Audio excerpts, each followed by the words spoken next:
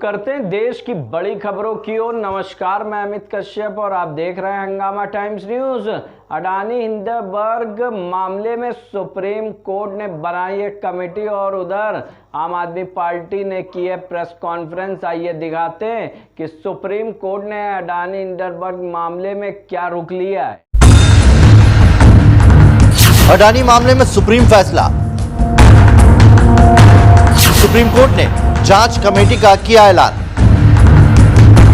6 सदस्यीय कमेटी करेगी जांच। सेबी सौंपे 2 महीने में रिपोर्ट।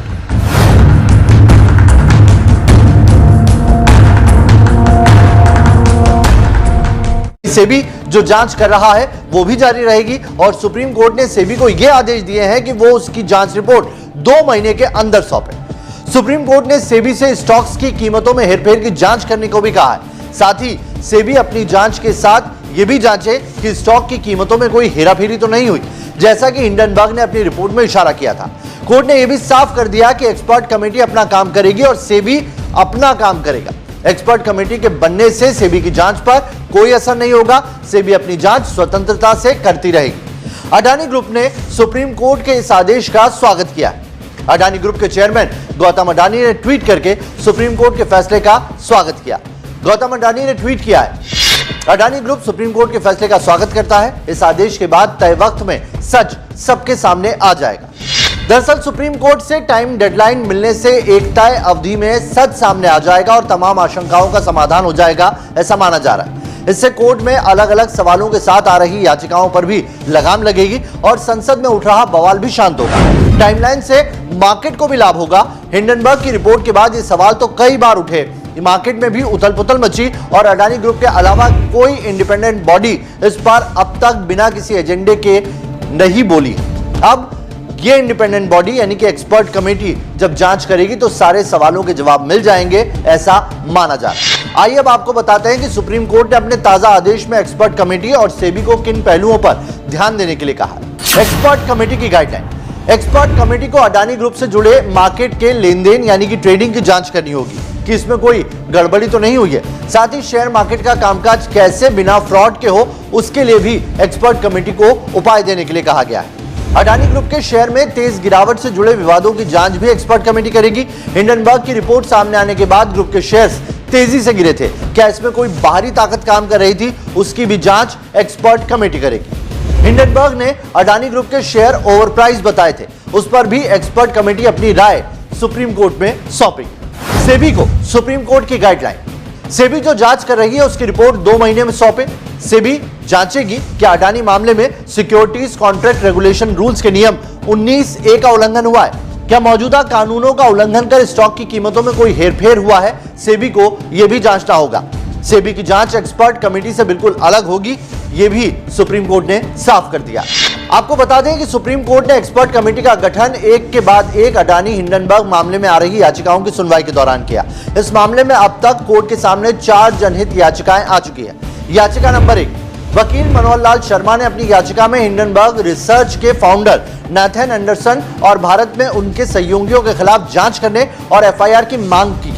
इसके साथ ही इस मामले पर मीडिया कवरेज पर रोक लगाने की मांग भी इस याचिका में की गई, जिस पर शुक्रवार को ही सुप्रीम कोर्ट ने मीडिया कवरेज पर रोक लगाने की मांग को खारिज कर दिया था। कोर्ट ने साफ कहा था कि वो मीडिया को रिपोर्टिंग से नहीं रोक सकता। याचिका नंबर 2, एडवोकेट विशाल तिवारी ने अपनी याचिका सुप्रीम कोर्ट में जो दायर की उसमें सेस्सी के रिटायर्ड जज की अध्यक्षता वाली एक कमेटी बनाने की वकालत की थी। उन्होंने हिंडनबर्ग रिपोर्ट की जांच की भी मांग की थी। तिवारी ने अपनी याचिका में शेयर प्राइस एकाएक गिरने से लोगों के सड़क पर आने का जिक्र कोर्ट के सामने रखा था। याचिका नंबर 3, वकील जया ठाकुर ने दी हुई याचिका में अडानी मामले में LIC और भारतीय स्टेट बैंक यानी कि SBI पर सवाल खड़े किए थे। उनकी भूमिका पर उन्होंने संदेह जताया। उन्होंने LIC और SBI के अडानी एंटरप्राइजेज में भारी मात्रा में आम लोगों का पैसा लगाए जाने की मांग की थी कि इसकी जांच होनी चाहिए। याचिका नंबर 4, एडवोकेट मुकेश कुमार ने अपनी याचिका में सेबी, ईडी, आयकर विभाग, डायरेक्टोरेट ऑफ रेवेन्यू इंटेलिजेंस से जांच के निर्देश देने की मांग की। मुकेश कुमार ने अपने वकीलों रुपेश सिंह भदौरिया और महेश प्रवीर सहाय के जरिए याचिका दाखिल कराई। अडानी पर हिंडनबर्ग ने रिपोर्ट में क्या लगाए थे आरोप। यहां यह भी जानना जरूरी है कि जिस वजह से अडानी ग्रुप आज सवालों में है, उसको लेकर हिंडनबर्ग ने जो अपनी रिपोर्ट दी थी उसमें क्या आरोप लगाए थे। हिंडनबर्ग ने अपनी रिपोर्ट में अडानी ग्रुप पर गंभीर आरोप लगाए थे, जिसके बाद अडानी ग्रुप के शेयर बुरी तरह से गिरे थे।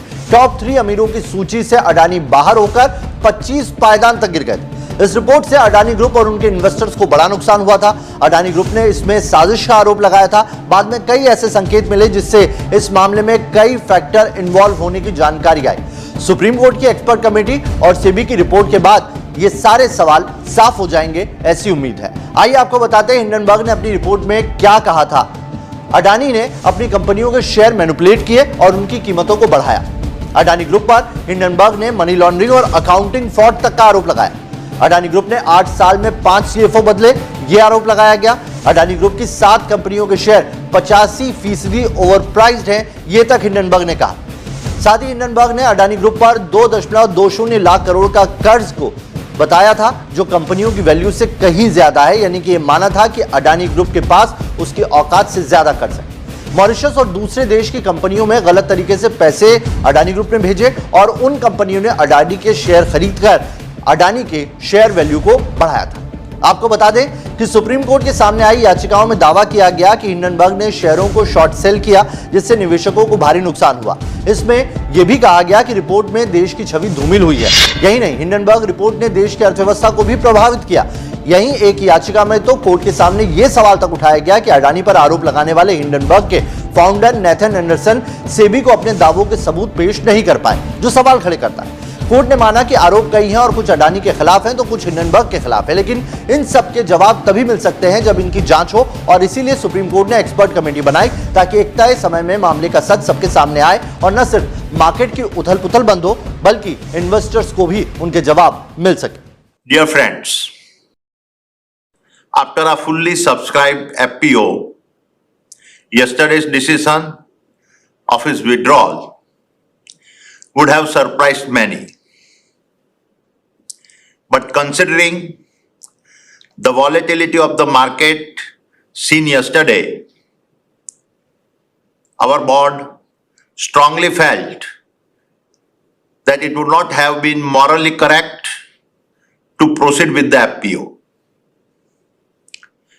In my humble journey of over 4 decades as an entrepreneur, I have been blessed to receive overwhelming support from all stakeholders and particularly the investor community.